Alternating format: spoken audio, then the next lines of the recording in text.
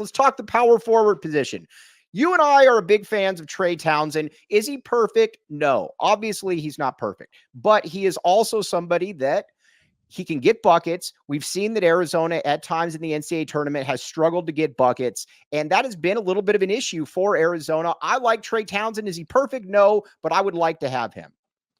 Yeah, here's what I think I've learned in the Tommy Lloyd era so far is his offense is amazing and we can score points. So that doesn't necessarily worry me. But what I do worry about is in tough situations, tournaments, late game situations, you need guys who can get buckets and not within the system. You need to be able to hand the ball to somebody. Houston's a great example.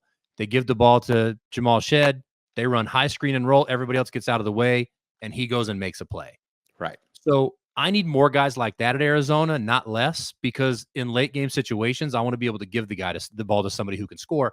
With Townsend, am I going to give him the ball with 18 seconds left in the game and say, hey, get me a bucket? No, but I can throw him the ball on the block and say, go get me a bucket. And he does that better than most power forwards Lloyd has had, maybe Tabellis, but certainly better than Keshad. So that's why I'm a fan of him, because he can get buckets. If you look at his 7 or 8 games against the high major teams, he averaged like 22, 9, and 3 or something crazy like that. So yeah, and I get people saying, well, the percentages aren't great. I get all that, but when you're also one of like 2 dudes on the team going against other really good teams, you're not going to have the greatest percentages. Also, people have to realize as well that this isn't if you're in the transfer portal, you're in there for a reason. You're not a perfect player. Like Doug Gottlieb always says, pros don't go into the transfer portal. They just don't. That's not something that happens. So Townsend to me is a good fit. Now, is he ideal? No. You wish that he would be a little bit more athletic. I totally get that. And probably a little bit better of a defender, but I'll also take somebody that has been able to drop 17 and 11 on North Carolina State or on Kentucky, the 32 and 12 on North Carolina State. He's put up good numbers against good teams. So when somebody like Shear messages us and he says, oh, well, there's a real worry that he can't do this against, good teams because he's did it in the mid-major. I say no. I say, look at his stats, John Brogan. And I say, look at the moments. Yeah. Like the NCAA tournament, the biggest moment, like, we want to talk about Caleb Love and Pella Larson against, Clemson. Right. Well, give me the guy that got 32 and 13 against NC State then. Right. Like, that's the opposite of what we complain about with our current players, for what they did in the tournament. Right. Give me the guy that wants it. That's what I guess I will go with that. Now, again, he's 6'6", but again, that's in college. I get it that he would be the power forward. Keshad Johnson was 6'7". So the other one that's interesting as well, Mark Mitchell. I'm cool with Mark Mitchell. You want to have Mark Mitchell? I am totally okay with that. I do think that, I think he's basically a little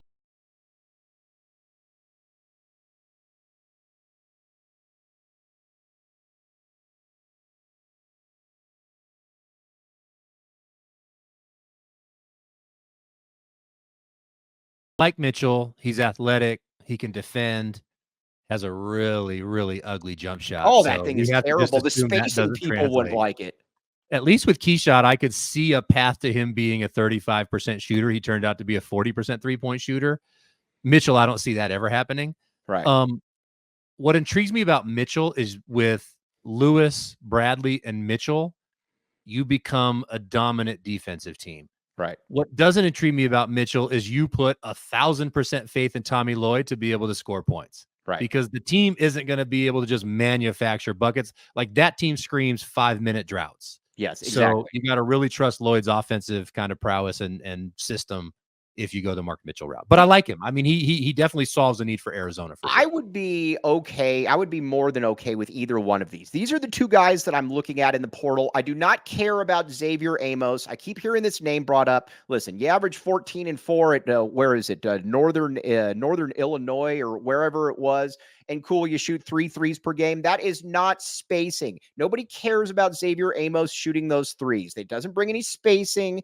And I think people need to understand that. And it doesn't. So I think Trey Townsend and Mark Mitchell are clearly the 2 best possible candidates for Arizona. Look, when we used to play, we used to have a thing where we would let certain guys shoot threes. Right. And they would make a couple. And some people on the team would be like, man, we got to guard him now. No, we don't, because he can't make enough to win. Right. I don't care if Keshad made 2 threes at the start of the game. He's probably not making 9 in the game. So good. Like, it's part of the plan. I can't let Caleb Love go 6 of 9 from 3 or I'm losing for sure. And so that's That's the whole power forward argument. Keshad was never going to make enough threes in a game for Arizona to win because of that. And so you have to kind of remove the idea that Arizona needs a 3-point shooting power forward. To your point, you're not getting Lauri Markkanen in the portal. Yeah, exactly. So we should embrace the strengths of who we have potential, gets in the portal with Townsend and Mitchell, and figure out how they fit in the system to make the system go. How did we get to this point where it's considered spacing if somebody shoots? And again, I've been talking about this all week, and I'm going to continue to talk about this. But how did we get to this point where it's considered spacing if somebody shoots 2.5 threes per game, and therefore, well, you've got to be able to guard them out to 3? Well, how did we get to this point? This was not a thing 5 years ago. Yeah, to me, spacing is simple. It's system-based, which Tommy already gets great spacing with his system. So Arizona's not ever going to have a spacing problem with as long as Lloyd's, at the helm. But if you've got a center that you can run high screen and rolls and they can flare and shoot threes off the catch, that's going to mess up a defense. But putting Keshad in the corner and having people run off screens and get into the paint and kick him to shoot a 3, that's not spacing.